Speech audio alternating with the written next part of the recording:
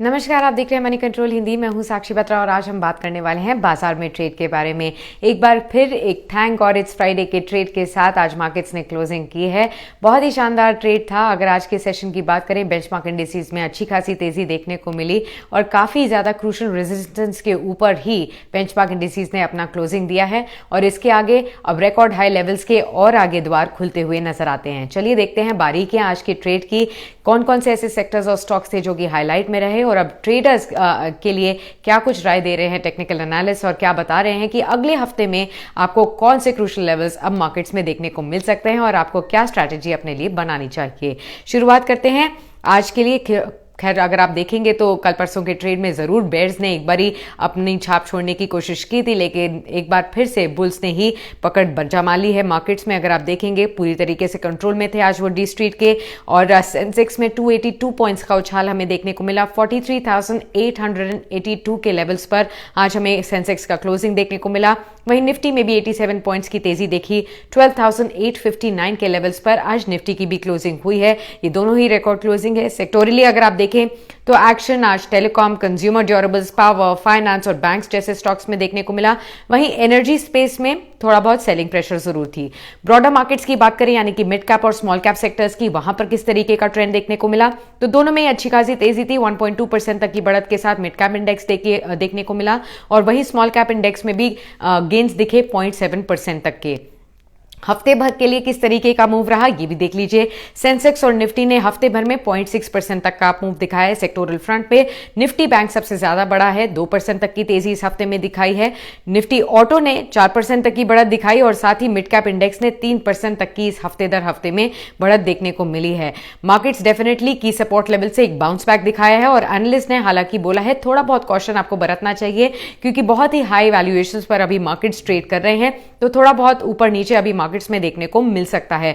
उन्होंने यह भी कहा है कि हालांकि कोविड-19 के केसेस किस तरीके से आगे बढ़ते हैं और क्या अगर आपको केसेस बढ़ते हुए देखने को मिलते हैं और उसकी वजह से लॉकडाउन ज्यादा बढ़ेंगे तो एक बार को फिर से मार्केट्स में नर्वसनेस जमा होती हुई नजर आ सकती है। और यूएस स्टिमुलस पैकेज के ऊपर यानी कि यूएस में जो भी नया इकोनॉमिक स्टिमुलस पैकेज होगा उसमें किस तरीके की अनाउंसमेंट आती है उसके ऊपर भी मार्केट्स की ट्रैजेक्टरी जो है वो डिपेंड होते हुए नजर आएगी।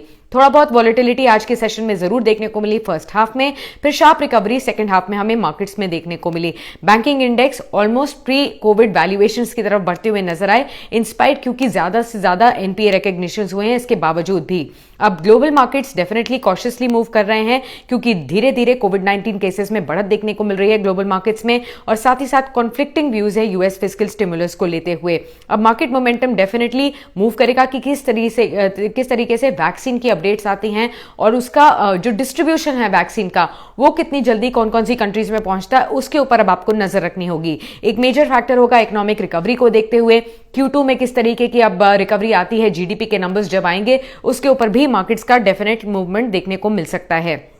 अब जो आज के टॉप निफ्टी गेनर्स थे उनमें GAIL India, Titan company, Bajaj Finserv जैसे स्टॉक्स थे।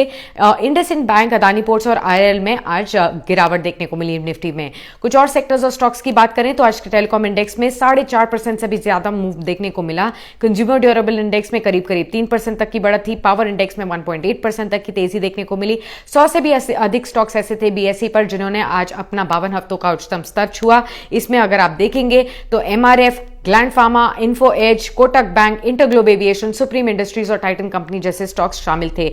वहीं वॉल्यूम्स के आधार पर अगर आप देखेंगे 100% से भी ज्यादा की तेजी हमें देखने को मिली जिंदल स्टील, टाटा स्टील और अदानी पोर्ट्स जैसे स्टॉक में। लॉन्ग बिल्टअप हमें दिखा आज ऐसे स्टॉक्स में जिसमें नाम शामिल है बजाज फिनसर्व, टाटा स्टील और जिंदल स्टील का। Short built up on the contrary दिखा अदानी पोर्ट्स, टाटा पावर और आईसीआईसीआई बैंक जैसे स्टॉक्स में। अब एक्सपर्ट्स का क्या मानना है, टेक्निकल व्यू क्या कहता है ये भी देख लीजिए। तो निफ्टी ने एक क्लोज दिया है अपने क्रूशियल रेजिस्टेंस के ऊपर जो कि है 12,850 का और 5 डेज का जो एक्सपोनेंशियल मूविंग एवरेज था उसके नीचे फिसलने के बाद एक दोबारा से ब्रेक ऊपर देखने को मिला है। तो ये जो बाउंस बैक आया है सपोर्ट जोन्स को अब 10 डेज एसएमए पर प्लेस कर देता है जो कि बुल्स का एक फर्म ग्रिप दर्शाता है। अब साथ ही साथ आप देख लीजिए कि बुल्स डेफिनेटली रिमेन कर सकते हैं कंट्रोल में। अगर आप अगले हफ्ते की बात करें ज्यादातर एक्सपर्ट्स मानते हैं कि अगर 12,970 के लेवल को निफ्टी क्लोज करने में अगले हफ्ते कामयाब रह जाता है तब आप देखेंगे कि 13,000 और 13,100 के लेवल्स इमीडिएटली खुलते हुए नजर आ जाएंगे। हालांकि अगर 12,730 के नीचे नीचे